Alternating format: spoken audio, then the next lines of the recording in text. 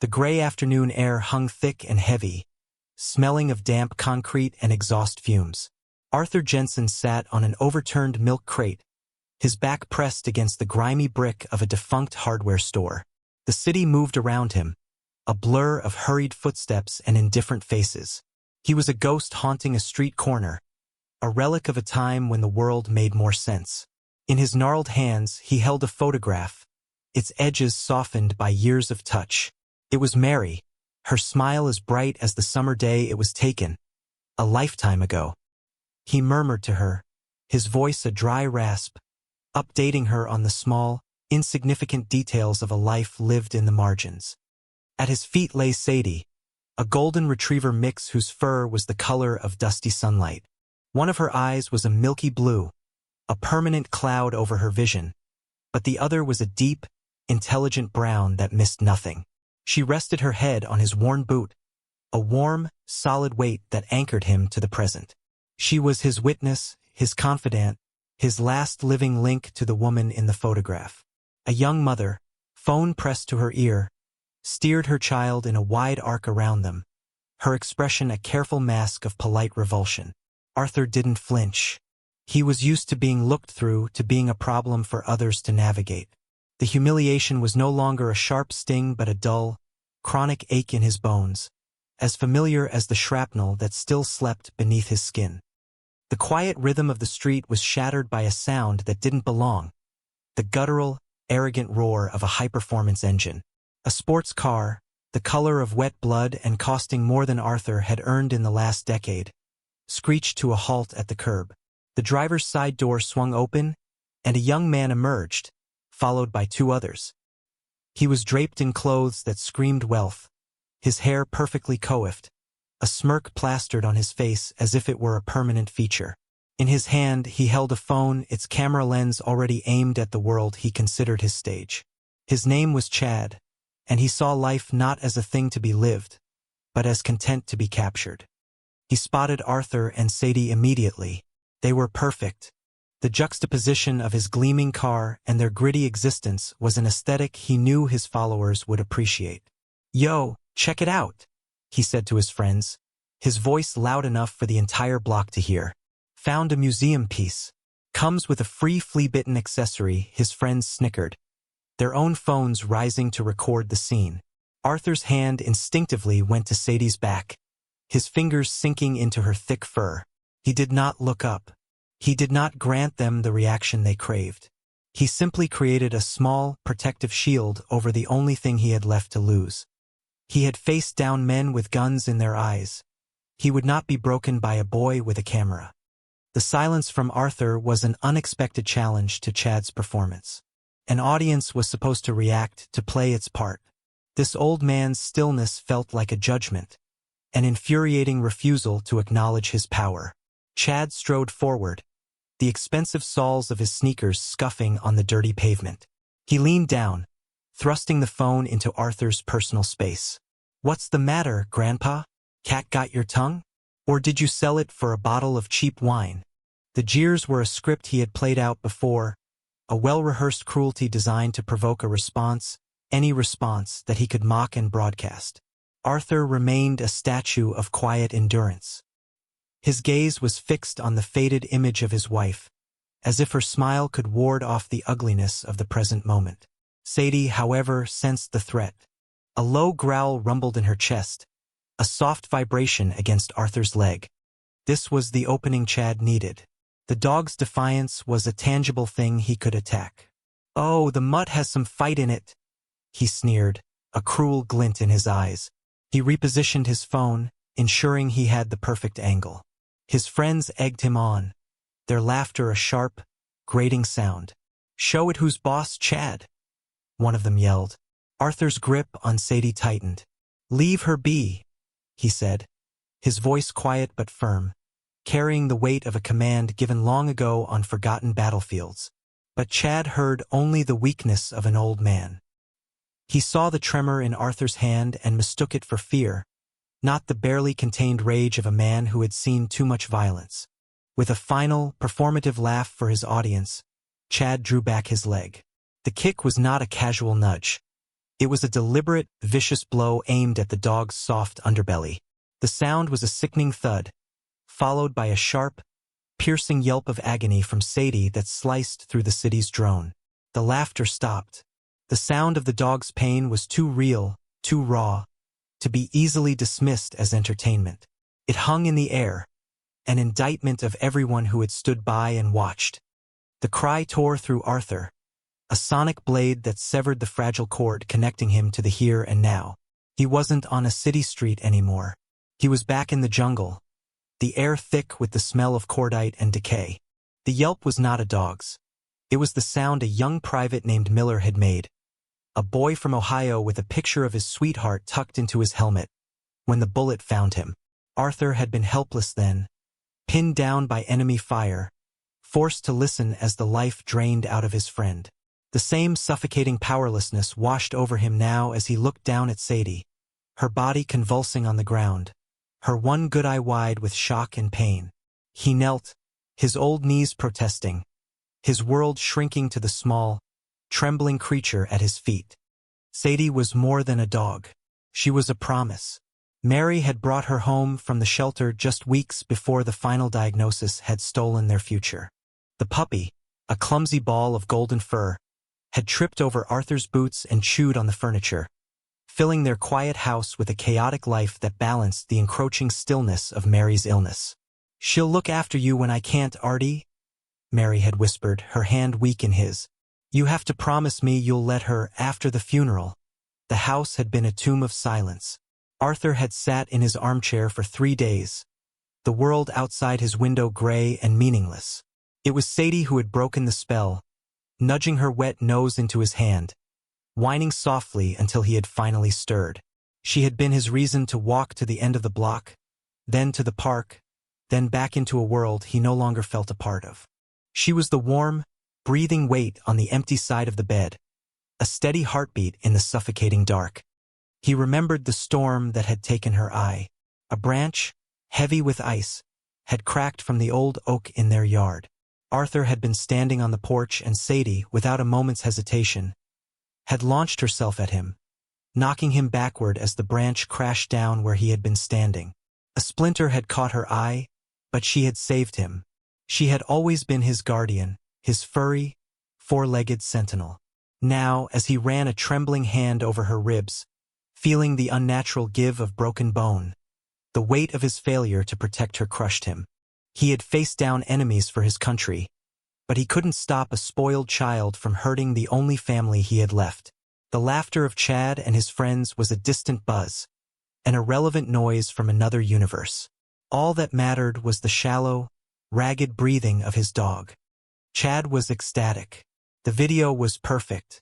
The kick, the yelp, the old man's pathetic despair, it was viral gold. He was already composing the caption in his head. Something about putting a stray in its place. His friends were slapping him on the back, their faces flushed with the vicarious thrill of his transgression. "Dude, that was epic," one of them crowed, replaying the video on his phone. They were insulated by their wealth and their arrogance, a bubble of privilege that rendered the consequences of their actions invisible. The pain they had caused was abstract, a mere plot point in the short, shocking video they would upload. They saw Arthur not as a man, but as a prop. They saw Sadie not as a living creature, but as an object. Around them, the small crowd of onlookers shifted uncomfortably. They were caught between the magnetic pull of a spectacle and the dawning horror of what they had just witnessed. A man in a tailored suit, who had been striding past with an air of importance, had stopped a dozen yards away. He looked back, his brow furrowed, a flicker of disgust warring with his instinct to not get involved. A young woman with bright pink hair lowered her phone, the act of recording suddenly feeling shameful. She looked at her friend, her own face pale. "That's not right," she murmured, her voice barely audible. "He's just an old man." The initial, detached curiosity of the bystanders was beginning to curdle into a collective unspoken guilt. Their silence had been a form of permission. They had been the audience Chad was playing to, and their inaction made them complicit. No one moved to help. No one confronted the boys. The social contract of the city street, "Don't make eye contact, don't interfere, mind your own business," held them all in its invisible grip. Arthur was on an island of grief, surrounded by a sea of silent observers. He was vaguely aware of their presence, of the phones still pointed in his direction, but they were peripheral. His focus was a tight, painful beam on Sadie. He whispered to her, the words for her ears alone. "I'm here, girl. I've got you. It's going to be okay." He was making a promise he had no idea how to keep. The pressure mounted with every shallow breath his dog took. The weight of Chad's casual cruelty, the sting of public indifference, and the crushing fear of losing Sadie pressed down on him from all sides. He knelt on the cold pavement, a lone figure of dignity in a world that had offered him none, and simply endured. Ignoring the smirking teenagers and the silent crowd, Arthur's mind raced. He needed a vet. Now. He fumbled in his coat pocket, his cold, stiffened fingers struggling with the worn fabric, and pulled out his wallet. It was a simple leather bifold, cracked and peeling at the seams, a relic from a life that included paychecks and department stores. He opened it carefully. Inside lay a single $20 bill, folded neatly into a square, and 3 crumpled ones. This was it. This was everything he had to his name until his meager pension payment cleared at the end of the week. It was his food money, his bus fare, his entire financial world. Without a moment of hesitation, he unfolded the 20, the most valuable thing he possessed, and held it up, trying to flag down a passing taxi. One cab slowed, the driver's eyes sweeping over Arthur's frayed coat, his grizzled face, and the injured dog on the pavement. The driver's expression hardened into a quick, dismissive calculus. He shook his head and accelerated, merging back into the flow of traffic. A second taxi did the same, not even bothering to slow down. To them, Arthur was not a customer. He was a liability, a problem they didn't want in their back seat. A cold knot of panic began to tighten in Arthur's chest. He looked around frantically, his eyes searching for a sign, for a clinic, for any glimmer of hope. He knew he couldn't carry Sadie far. His own body was a roadmap of old injuries. The shrapnel near his spine ached with the damp cold, and his knees were a constant, grinding protest against the simple act of standing. He had to try. Bracing himself, he hooked his arms under Sadie's limp body. He took a deep, steadying breath and lifted. A white-hot spear of pain shot up his back, a brutal reminder of a long-ago firefight in a rice paddy. He gasped, his vision momentarily tunneling to a pinpoint of black. But he did not let go. He held on, his muscles screaming, his teeth clenched against the agony. In that moment, he was a monument to selfless love. He was not thinking of the boys who were still laughing nearby. He was not thinking of his own pain or the humiliation of being ignored and judged. His entire being was focused on this one singular, desperate act, getting his friend to safety. He would give his last dollar, break his own body, and sacrifice every last shred of his pride for the animal whimpering in his arms. It was an act of pure, unhesitating devotion, a quiet testament to a man's character, performed on a stage of utter indifference. This raw, painful display of love was the one thing that finally broke through the crowd's apathy. It was a truth too powerful to ignore. The sight of the old man, his face contorted in pain, refusing to abandon his dog, was a visceral rebuke to their passivity. The young woman with pink hair put her phone away, her face burning with shame. "Someone has to help him," she said, this time loud enough for those around her to hear. The man in the suit, who had been frozen at the corner, finally moved. He took a step back toward the scene, his hand reaching for his own phone, not to record, but to dial. A construction worker across the street, on his lunch break, lowered his sandwich, his expression hardening from curiosity to anger. The whispers in the crowd began to change their texture. They were no longer murmurs of detached observation but of growing outrage and dawning respect. "Did you see that? The taxis wouldn't even stop for him. Those kids are monsters. Someone should call the cops. That poor man. He loves that dog so much." Each comment was a small stone cast into the pond of silence, the ripples spreading outward, creating a subtle but undeniable shift in the atmosphere. Chad and his friends felt it. The protective bubble of their arrogance began to thin. Their laughter faded, replaced by uneasy glances at the crowd, which was no longer a passive audience but a gathering of silent accusers. The power dynamic on the street corner was beginning to tilt. The focus was no longer on Chad's cruel prank, but on Arthur's profound dignity. The old man's quiet, selfless action was reframing the entire event, transforming him from a victim into a figure of tragic heroism. The community's conscience, long dormant, was slowly, painfully waking up. Then came the sound. It started as a distant, low-frequency hum, a vibration felt more in the chest than heard with the ears. It was a sound that didn't belong to the city's symphony of sirens and car horns. It grew steadily, resolving itself into the deep, syncopated growl of V-twin engines. Heads turned, searching for the source. The hum became a rumble, the rumble became a roar, and then they appeared. They poured onto the street from the west, a phalanx of steel and black leather, sunlight glinting off chrome. One motorcycle became 5, 5 became 20, 20 became an overwhelming tide. They were Hell's Angels, their vests or cuts, adorned with the iconic Death's head patch, a symbol of a brotherhood that lived by its own unyielding code. They didn't just pass by. With a terrifying, disciplined precision, they fanned out, blocking the street from curb to curb. They formed a vast, intimidating circle, enclosing everything. Chad's ridiculous sports car, the stunned crowd, and at the very center, the old man and his dying dog.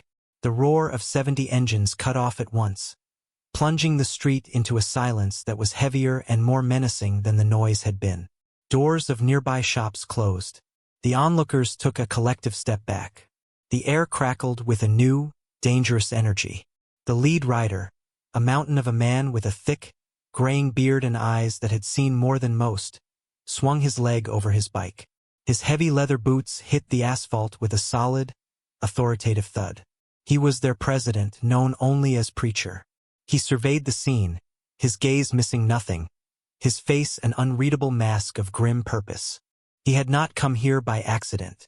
He had come because a call had been made. Preacher moved with a slow, deliberate grace that belied his size.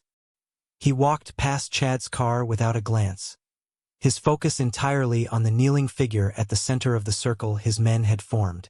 The crowd parted before him like the Red Sea. He stopped a few feet from Arthur and slowly, respectfully, knelt down on one knee, bringing himself to the old man's level. The gesture was so unexpected, so contrary to his intimidating presence, that a hush fell over the onlookers. "What happened here, brother?" Preacher's voice was a low baritone, a gravelly rumble that carried no judgment, only a quiet demand for the truth. Arthur looked up, his face a mask of grief, his eyes barely registering the giant, leather-clad man before him. He simply shook his head, unable to speak, and gestured down at Sadie. It was then that another biker pushed his way forward. He was older than most of the others, his own beard more white than gray, his face a roadmap of hard-lived years.